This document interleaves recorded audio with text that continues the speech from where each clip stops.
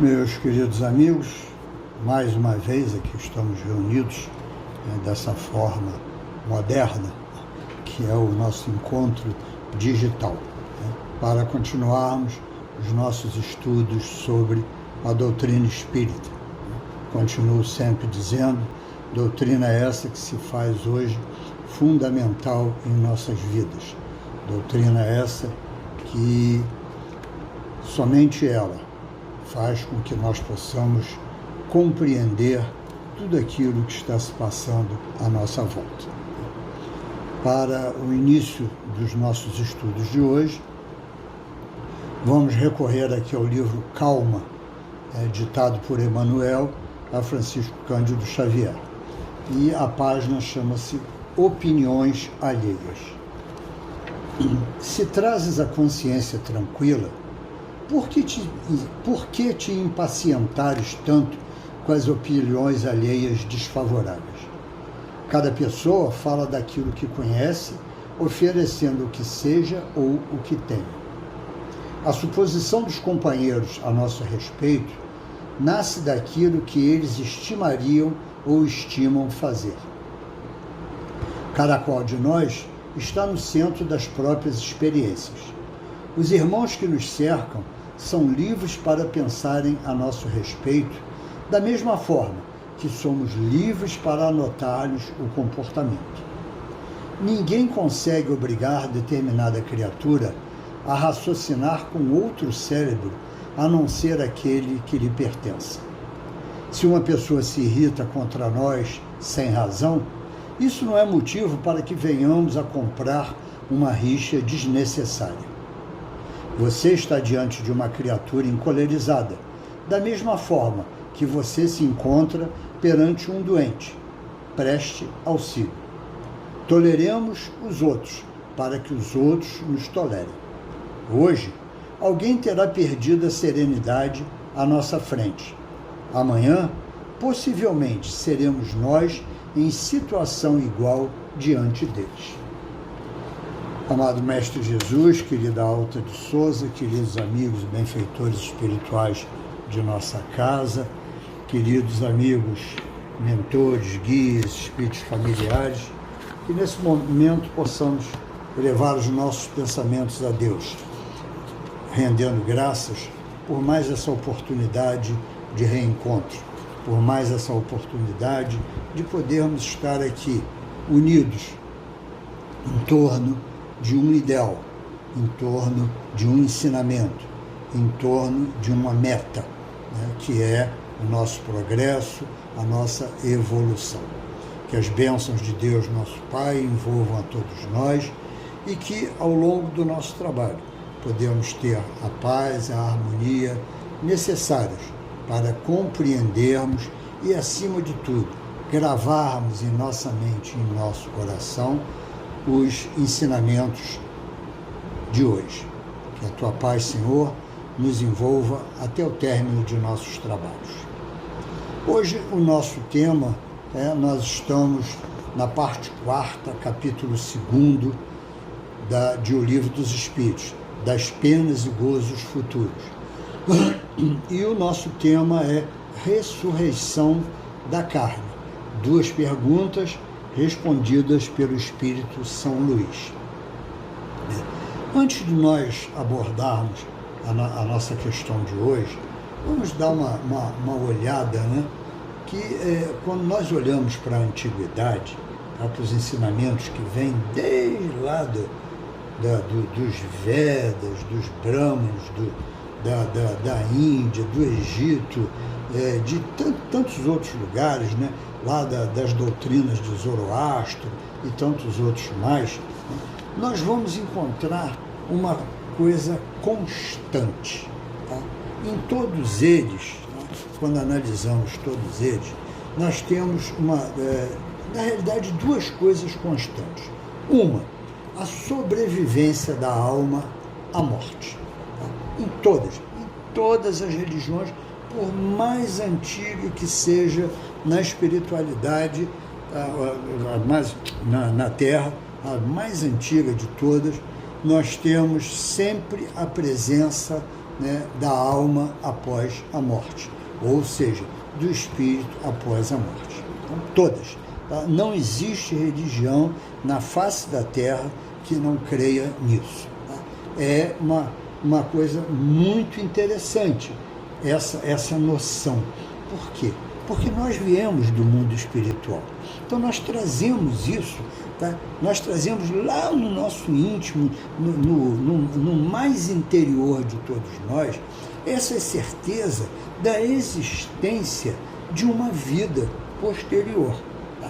Isso nós temos, é inegável, trazemos, é inato dentro de nós. Tá? Só que quando assumimos o corpo com o esquecimento do passado, nós nos envolvemos com a manutenção desse corpo, com a vida de relação e com tudo mais. E esquecemos tudo isso, né? Como já havíamos feito aquela regressão e não lembrarmos do passado, essas coisas ficam meio que, vamos dizer assim, muito tênues dentro de nós, a ponto de as preocupações materiais serem muito maiores do que essa visão, tá, da nossa sobrevivência, da nossa existência após a morte. Então, temos medo da morte, tá? Temos aquele receio do nada, né? E foi assim que o homem foi levando a vida e criando esses empecilhos todos. Né? Isso é a primeira coisa que nós devemos guardar nisso tudo aí. Né? A segunda coisa, que é muito constante em praticamente todas as religiões da antiguidade, tá? É o progresso dessa alma. Tá? Nós vamos lá no livro dos mortos do Antigo Egito, nós vamos encontrar lá no julgamento por Osíris, né? Quando a alma era levada até Osíris, né? E lá na frente de Osíris, o coração daquela alma, né, era depositado numa balança, e do outro lado da balança, no outro prato, era colocada uma pena de avestruz. E aquele coração tinha que ser mais leve do que aquela pena. Então, Osíris decretava, quando não era assim, ele decretava que aquela alma teria que retornar, tá, para continuar a sua caminhada, para continuar o seu progresso. Tá? Quando nós vemos lá no Talmud, né, segundo um amigo meu, judeu, comentou comigo, existe lá também a mesma coisa, numa dos versículos, eu não sei como é o nome que eles dão lá, né? E que ele disse que ele acabou se tornando espírita exatamente porque ele viu aquilo dali, tá? Que estava escrito lá, que toda alma que não alcançou a plena evolução tem que retornar para continuar o seu aprimoramento. Olha só, vamos vendo isso, né? Nós vimos aí na doutrina de Sócrates que na Grécia Antiga isso também já era mais do que Sócrates, Pitágoras e tantos outros mais, né? Todos eles falavam sobre isso, sobre a evolução da alma, que ela teria que ser feita, né? E são até explícitos, muitas das vezes, nisso daí. Agora, então nós vemos, né, duas coisas, a sobrevivência da alma e o retorno da alma. Aí é que estava o grande problema. Aí é que estava o grande problema. Porque eles não entendiam como isso poderia acontecer. Então surge, né, o chamado dogma da ressurreição, né, em que se achava que os corpos, lá no juízo final, tá, todos se levantariam, tá, e todos teriam vida novamente. Tá? Ora, tá, hoje, mais do que naquela época, né, nós vemos que isso realmente é algo impossível. Tá? É impossível. E Kardec, até nas considerações que ele faz a respeito dessas duas perguntas, né, ele fala sobre isso. Por quê? Porque um corpo, ao se decompor, ele primeiro, né, ele libera tudo aquilo que ele tem dentro dele. Tá? Então ele libera gases que vão ser esparsos pela natureza. Tá? Ele vai liberar líquidos que vão escorrer e penetrar aí pelo ambiente onde está aquele corpo. Tá? O próprio corpo em decomposição, ele servirá ali, né, vamos dizer assim, de combustível para outros elementos da natureza, né? Será ali aqueles vermes que irão acompanhar aquele corpo ali, né?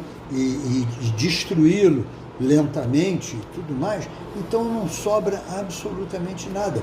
Tudo fica esparso em a natureza. Né? E Kardec vai mais longe. Aquilo tudo envolve em a natureza, e como dizia Lavoisier, nada se perde, nada se cria, tudo se transforma. Então aqueles corpos se transformam, né, ou se decompõem em outros elementos, né, como carbono, nitrogênio, oxigênio, hidrogênio e tudo mais, e vão se decompondo, e essa decomposição vai servir o quê? Para a formação de novos corpos, tá? Para a formação de outros elementos, tá? De outras coisas. Né? Como nós vemos muitas das vezes aí, quando nós fazemos aí, né? Pegamos os restos de frutas, legumes, verduras, cascas e tudo, né? E compostamos aquilo. Depois de um certo tempo, aquilo tudo se decompõe e vai se transformar em fertilizante, né, que nós iremos utilizar nos vasos de planta, no nosso canteiro, seja onde for. Então, é isso daí. Né? Hoje, mais modernamente, nós temos aí, né, a incineração dos corpos.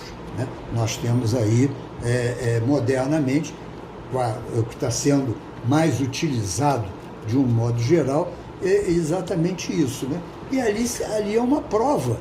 Né? Você fica reduzido a um vaso de cinzas. Como aquilo ali conseguiria andar para trás, né? e retornar a um corpo? Né? Então, essa dúvida é que pairou a vida inteira em cima de todo mundo. Né? Os egípcios antigos faziam todo aquele trabalho de mumificação na tentativa de preservar aqueles corpos para o quê? Para o dia que a alma voltasse e o reencontrasse para habitá-lo novamente. Né? Então, mas, mesmo assim, nós vemos hoje que seria praticamente impossível. Até porque o próprio sistema de mumificação, tá, ele envolvia a retirada de todos os órgãos interiores. Né? Você só ficava, vamos dizer assim, a carcaça. Então, como um espírito iria habitar um outro corpo, se aquele corpo não tinha mais cérebro, pulmão, coração, todo o sistema digestivo, nada daquilo existe dentro daqueles corpos. Né? Então, quer dizer, era algo assim incompreensível. Então, quando Kardec faz essa pergunta aqui, os espíritos vão nos mostrar uma coisa muito interessante. Né? Porque Kardec diz, né, o dogma da ressurreição da carne será a consagração da reencarnação ensinada pelos espíritos. Né? Por quê?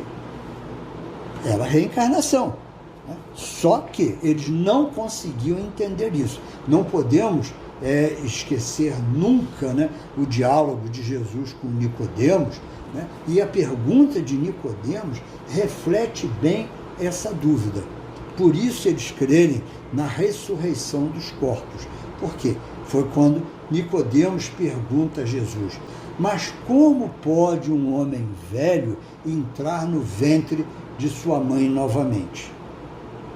Né? Então, vejam a extensão da dúvida que eles todos tinham. Lógico que nos estudos feitos pelos mestres de Israel, como era Nicodemos, como eram feitos, né, nos templos secretos da Índia, do Egito e tudo mais, né, a verdade era outra, era ensinada de outra forma. e todos compreendiam isso, mas não era divulgado para os leigos. Tanto que Jesus responde a Nicodemos, né? És mestres em Israel e não sabes disso? Ou seja, Jesus mostrando que eles, né, no estudo lá, né, para chegar a ser um mestre, eles sabiam, né, de como a coisa se processava, né? Essa resposta de Jesus a Nicodemos, né, deixa bem claro isso. Agora, para o povo, era muito complicado você explicar dessa forma, né? Era muito difícil você explicar disso, né, desse jeito. Por quê? Como eles iam entender? Né? E a pergunta de Nicodemos, né, como pode um homem velho entrar no ventre de sua mãe novamente, né, ou de uma mulher, né, reflete o pensamento da população, reflete o pensamento exatamente, né, de todos aqueles que encarnados naquela época, que não conseguiriam entender. Aliás, cá para nós, né? Hoje em dia, somente nós, espíritas, é que cremos, né? Aceitamos, pelas provas mais do que cabais, a existência da reencarnação. Mas o restante não aceita, não entende, não compreende. De outras religiões não aceitam nada disso, né? E embora todas as coisas patentes, né, mostrando a reencarnação o tempo todo, como nós vemos aí no fenômeno desses meninos prodígios, dessas meninas aí, né, que com tenra idade conseguem fazer coisas maravilhosas, né? Tocar diversos tipos de instrumentos e tudo, ou até agora mesmo, durante a pandemia, quando nós vemos, né, uma diversidade enorme de crianças de 12, 13 anos se jogando de corpo e alma no trabalho filantrópico, no trabalho de ajuda ao seu semelhante, no trabalho de amor ao próximo. Então isso daí, da onde aquelas crianças tiraram tudo isso? Aí o pessoal diz, não, mas como é que pode? Olha o meio onde ele nasce. Aí destrói inclusive a teoria, né, de que ninguém pode melhorar em função do meio onde nasce. Essas crianças provam exatamente o contrário disso, né, mostrando, né, que o meio não influi no espírito. Ele pode até influir de uma certa forma, mas o espírito, quando vem preparado, quando ele vem ali já trazendo uma bagagem do seu passado, ele enfrenta tudo aquilo e vai em frente. Tá? Ele vai em frente e vence todas aquelas tentações, todos aqueles erros à sua volta. Então, nós vemos que a doutrina espírita, ela mostra para nós a reencarnação, tá? Patenteia para nós a reencarnação, não só pelos livros que nós vemos aí, mas pelas diversas pesquisas que foram feitas, pelas diversas experiências e por tudo aquilo, tá, que o Chico, o Divaldo e tantos outros mais trouxeram da espiritualidade, mostrando para nós a reencarnação. Tá? E, através dos ensinamentos dos espíritos, basta nós olharmos para a vida que nós vamos ver a reencarnação patente na nossa frente. Tá? Por quê? Por que tantos são violentos? Por que desde pequeno já demonstram aquele lado mau, né? Aquele lado deficiente, em contrapartida àqueles que apresentam esse lado bom de ajuda ao seu semelhante? Por que isso? Por que tanta divergência dentro de uma própria família? Espíritos ali totalmente distintos um do outro, gostos, manias, tendências, vícios, tudo, caráter, comportamento totalmente diferente um do outro. Gente, isso é mais do que patentear a reencarnação para todos nós. Mas ainda há pessoas que não conseguem compreender tudo isso. acham difícil isso, não entendem como Nicodemos, como é que nós podemos retornar, né? Como é que nós podemos voltar. Então vamos lá, né? Kardec perguntou, né? O dogma da reencarnação da ressurreição da carne será a consagração da reencarnação ensinada pelos espíritos? E os espíritos respondem: como quererias que fosse de outro modo? Né? Conforme sucede com tantas outras, estas palavras só parecem despropositadas no entender de algumas pessoas, porque as tomam ao pé da letra. Levam por isso à incredulidade. Dá-lhes uma interpretação lógica e os que chamais livres pensadores as admitirão sem dificuldades, principalmente pela razão de que refletem. Então, olha só, logo nesse início aqui, tá, já está nos mostrando aqui um trabalhinho para nós, os espíritas. Tá? Um trabalhinho para nós, os espíritas. Que eles dizem assim, né?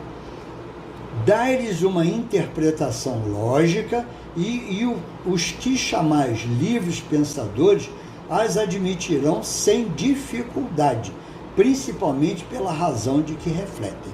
Então, olha só, olha o trabalho que São Luís está propondo para todos nós aqui. Levar esse conhecimento nosso para os outros. Né? Levar, mostrar de forma racional. Vem cá, vamos analisar ali, aquela família ali, né? Por que nasceu ali alguém com problemas físicos, né? Em detrimento de outros que não nasceram assim dentro da mesma família? Por quê? Você acha que a matéria é tão inteligente assim que ela vai trocar, né, um cromossomo de lugar para poder criar aquela dificuldade? Por que uns nascem cegos e outros não dentro de uma mesma família? Por que tantas deficiências? Por que existem pessoas boas e pessoas más dentro da mesma família? Por que pessoas que educam seus filhos com o maior carinho, com o maior amor, com a maior boa vontade, tá, ensinam o caminho do bem e eles degeneram para o lado errado? Quantas provas nós temos no dia a dia aí, no nosso noticiário? Pessoas de classe média alta e tudo, não é a fome, não é a miséria, não é a falta de nada dentro das suas casas. E, no entanto, né, de repente, sem mais nem menos, com toda aquela base que tiveram dentro de casa, vão para o mal. Por que isso? Né? Por quê? Então, olha só, quantas coisas nós podemos colocar as pessoas para raciocinar. Porque nós estamos aqui, por que nós estamos dentro da doutrina espírita? Porque ela é a fé raciocinada. Tá? Então, nós temos fé no nosso futuro, nós temos fé na reencarnação. Por quê?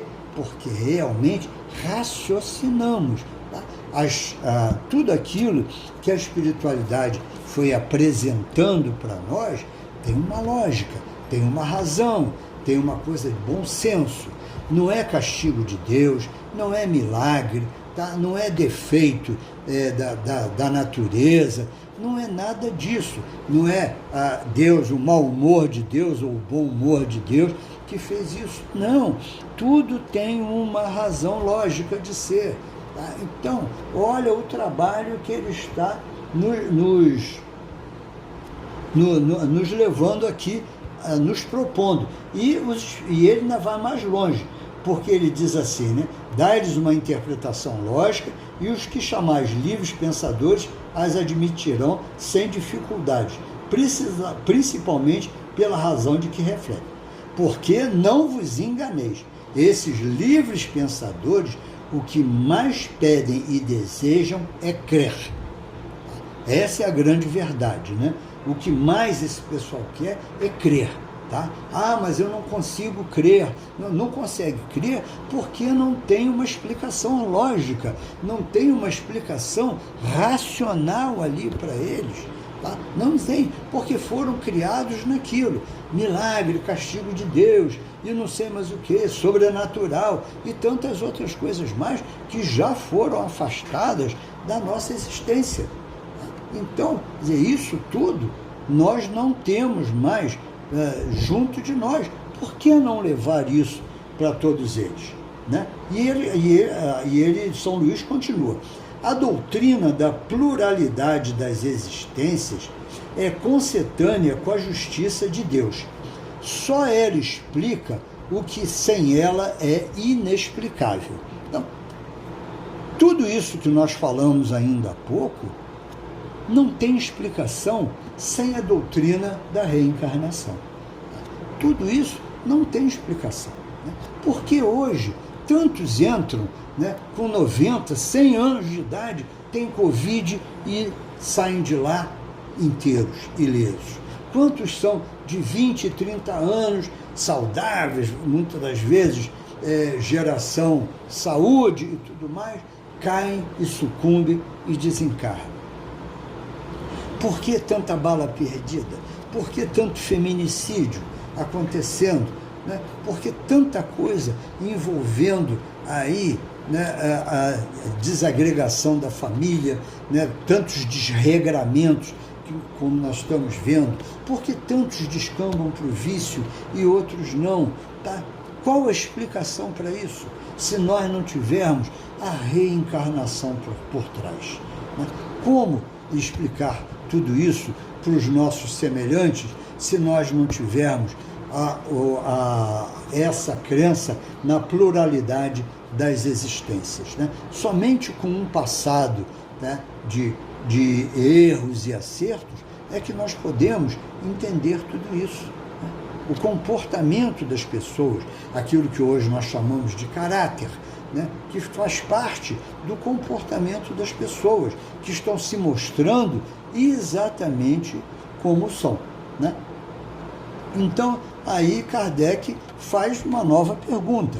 Assim, pelo dogma da ressurreição da carne, a própria Igreja ensina a doutrina da reencarnação, e se vejam que a Igreja fala da ressurreição.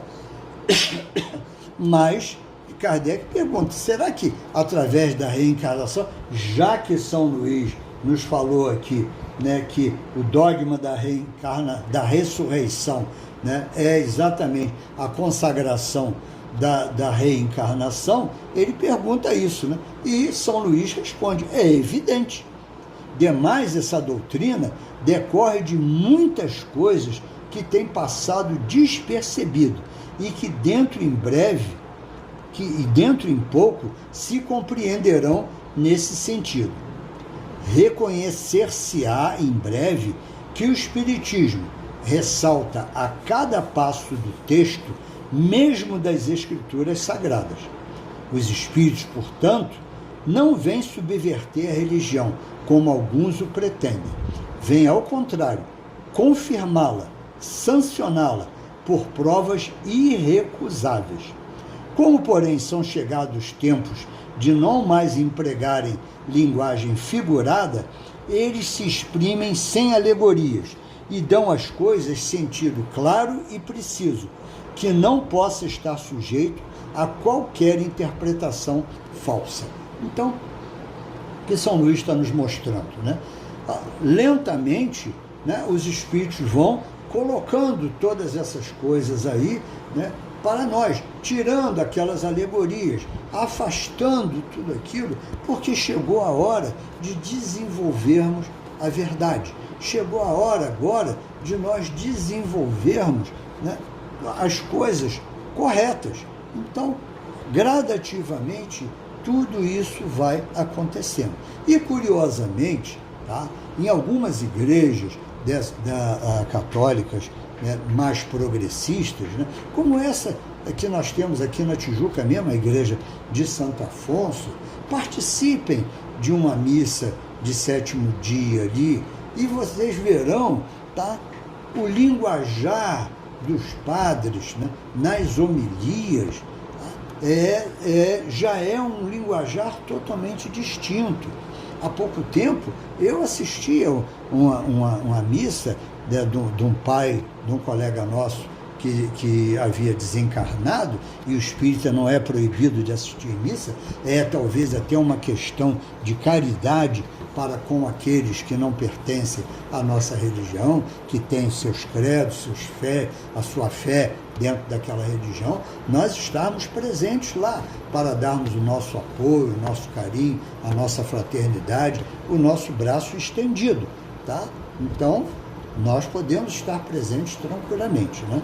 E foi um fato até muito curioso, porque o padre se referia lá aos diversos pessoas para os quais estavam sendo feito aquele ofício religioso, né? Ele se referia àqueles espíritos todos, né? Dizendo, não, vejam vocês, né?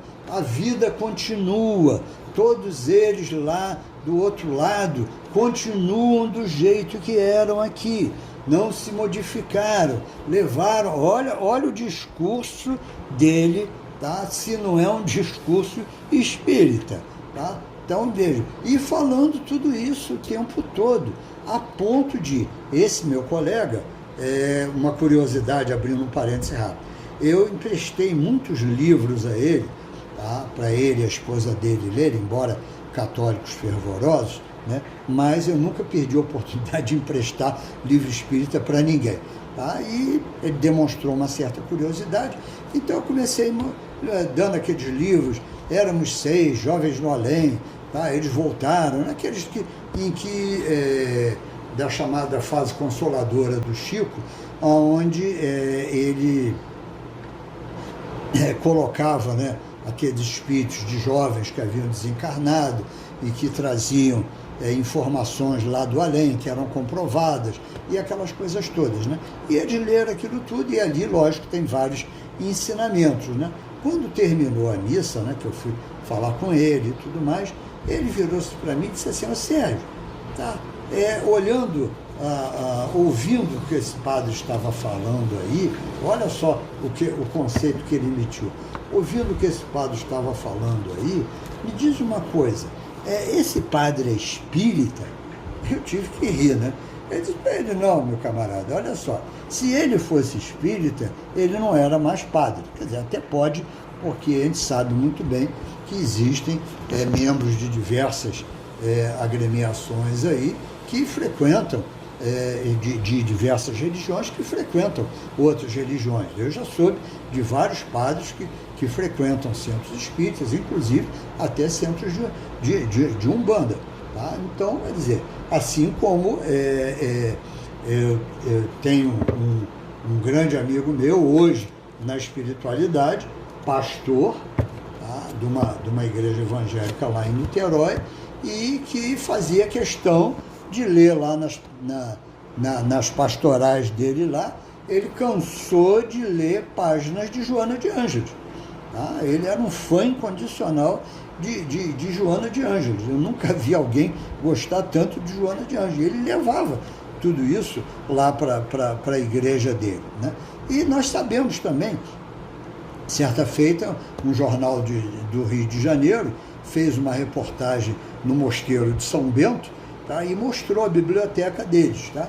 E até fizeram uma fotografia de 5 obras, tá? Muito bem encadernadas, tá? E disseram, olhem que curioso, né? Os 5 livros de Kardec na biblioteca deles. Tá? Você vê, já tem encadernado, uma encadernação bonita. A fotografia mostrava. Então vejam que nos mosteiros, né, também se estudam outras religiões. Daí volto lá no início, né, quando eu disse, olha só o que Jesus fala para Nicodemos. És mestre em Israel e não sabes disso? Né? Então, ou seja, todos estudam. Lá por dentro, todos sabem disso, tá? Da reencarnação. Só que não conseguem falar, por quê? Porque é muito complicado para eles passar adiante esses conhecimentos. passar para o povo, do modo geral, esse conhecimento da reencarnação. Então fica entre eles, mas de uma forma muito lenta, gradativa, como nos diz São Luís aqui, as alegorias estão acabando. Tá? A verdade está aparecendo simplesmente como ela é. Tá? Então nós temos aí, em cada uma dessas religiões, nós vamos vendo a introdução dessas coisas acontecendo, né? Então, nós vemos que uma curiosidade, inclusive, é nós vermos, por exemplo, a palavra reencarnação. Vocês já viram como ela é utilizada atualmente? Né? Todo mundo de diversas religiões, tá? Você vê aí, tá? O quê? Não, nessa encarnação não tem mais jeito, só na próxima. Tá? Não acredita em reencarnação, mas fala em reencarnação. Isso aqui é uma coisa assim muito, muito curiosa que acontece, né, à nossa volta. Deixa eu abrir um parêntese rápido. Eu quero pedir desculpas aqui, né, porque embora eu esteja totalmente fechado dentro daqui da minha sala gravando, infelizmente alguém soltou uma bomba aí no meio da rua, por isso vocês ouviram esse barulho que até me desconcentrou um pouquinho aqui, tá? Peço desculpa a vocês, mas foi algo totalmente que fugiu ao meu controle aqui. Mas, voltando, né? Então, nós vemos que hoje a palavra reencarnação aparece a todo momento. A toda hora alguém está falando isso daí. É até curioso, talvez seja até um movimento, né? E que a introdução dessa palavra seja uma introdução para que lá na frente as pessoas comecem a assimilar com mais facilidade esse processo que é a reencarnação. Então, esse dogma da ressurreição, né, nós vemos que hoje, fisicamente, quimicamente, materialmente, é simplesmente impossível de acontecer. Tá? É realmente impossível. Tá? Mas que, na realidade, ele esconde uma grande verdade, que é a reencarnação, tá? Que aos poucos vai chegando, que aos poucos vai sendo introduzido junto a todos. Breve, tá? Não sei esse breve quanto tempo, né? Chegará o tempo em que isso será uma coisa natural, normal, né? Mas não esqueçamos daquilo que nós falamos, né? São Luís nos deixa um convite para o trabalho de esclarecimento, porque somente a doutrina espírita nos explica tudo isso que está acontecendo à nossa volta. Tudo isso que nós vemos aí, né, na mídia, hoje tem uma explicação. Nós sabemos que o acaso não existe. Nós sabemos que o castigo de Deus não existe. Nós sabemos que a fatalidade não existe. Né? Nós sabemos tudo isso. Os outros não sabem. Então, olha o nosso trabalho aí ao longo dessa pandemia. Vamos aproveitar, vamos trabalhar, vamos levar o esclarecimento. Não adianta ficar entesourando conhecimento sem levar nada para os nossos semelhantes. Esse é o nosso trabalho. Provavelmente é essa a atitude que a nossa querida Alta de Souza espera de cada um de nós. Tá? Que esse trabalho, o trabalho no bem, de levar o conhecimento, de levar o esclarecimento, de levar essas palavras de amor aos nossos semelhantes.